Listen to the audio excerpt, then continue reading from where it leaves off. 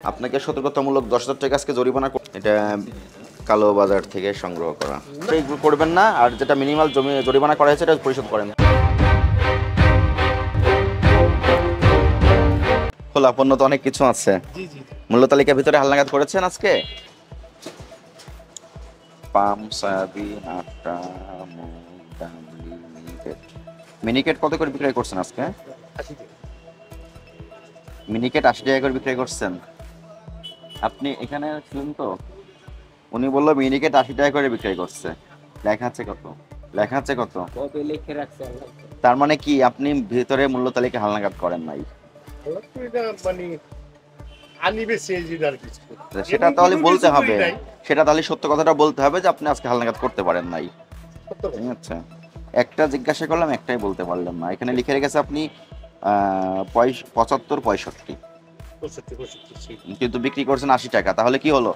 আপনি ডিক্লেয়ার দিয়েছেন 65 টাকা করে, বিক্রি করছেন। তালিকা প্রত্যেকদিন দোকান খোলার পরে ভিতরে তালিকাটা হালনাগাদ করবেন, করার পরে তারপর তারিখটা বসাবেন। ঠিক আছে? এই একটা অপরাধ পাওয়া গেল আপনার এখানে। আপনি এই অপরাধ স্বীকার করেন? স্বীকার করি অপরাধ।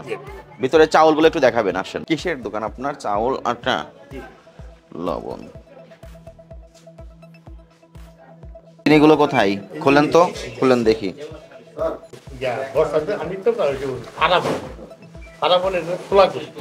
ক্যাশ মেমো আছে? আপনারা যেখানে লিখেছেন বাংলাদেশ চিনি ও খাদ্য শিল্প কর্পোরেশন, এটা কালো বাজার থেকে সংগ্রহ করা চিনি, মূল অরিজিন।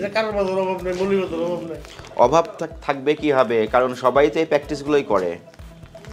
অধিকাংশ ব্যবসায়ী তো আমরা যখন মনিটরিংয়ে যাই আমি দেখি চিনি শিল্প কর্পোরেশনের চিনি তাদের নিবন্ধিত যারা ডিলার আছে তাদের মাধ্যমে বেছেন কোন জায়গা থেকে? অনলাইনে নিয়ে আসে। তাদের এই অভিযানের ফলে এই তাদের নামটা এখন বন্ধ করে দিয়েছে, কারা প্যাকেজিং করেছে। এখন সরাসরি চিনি শিল্প কর্পোরেশনের চিনি বানিয়ে দিয়েছে। চিনি শিল্প কর্পোরেশনের প্যাকেট, এই 1 কেজির প্যাকেট এইভাবে তারা করে না, করলে তাদের মুদ্রণটা আরও অন্যভাবে হয়। কিন্তু কারা করেছে প্যাকেজিং সেই তথ্যটাও দেওয়া নেই। ক্যাশ মেমো দেন। আপনি একজনের কাছ থেকে কিনবেন, রসিদ রাখবেন।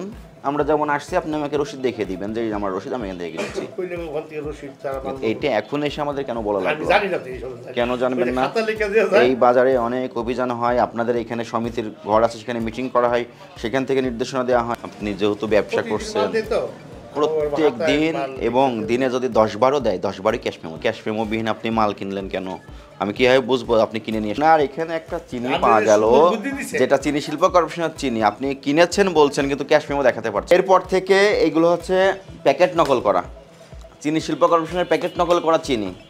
এগুলো আপনার এখানে পাওয়া গেল। আজকে আপনাকে সতর্ক করতেছি, আপনি আর এগুলো করবেন না, ঠিক আছে? ওনার কাছ থেকে ক্যাশ মেমো সাপেক্ষে আপনি ব্যবসা করবেন, তাহলে আমরা সোর্সিংটা মূল জায়গাটা ধরতে পারবো। এই যে মাঝখানে গ্যাপ হয়ে গেছে, আপনি কার কাছ থেকে কিনেছেন সেই তথ্যগুলো আপনার কাছে না দিতে পারছেন না, ঠিক আছে? ভবিষ্যতে যেন এগুলো না হয়। এবং মূল্য তালিকার যেটা আপনি হালনাগাদ করেন না সেটাও একটা অপরাধ হয়েছে। আপনাকে সতর্কতামূলক 10,000 টাকা আজকে জরিমানা করে, এগুলো করবেন না, আর যেটা মিনিমাল জরিমানা করা হয়েছে এটা পরিশোধ করেন।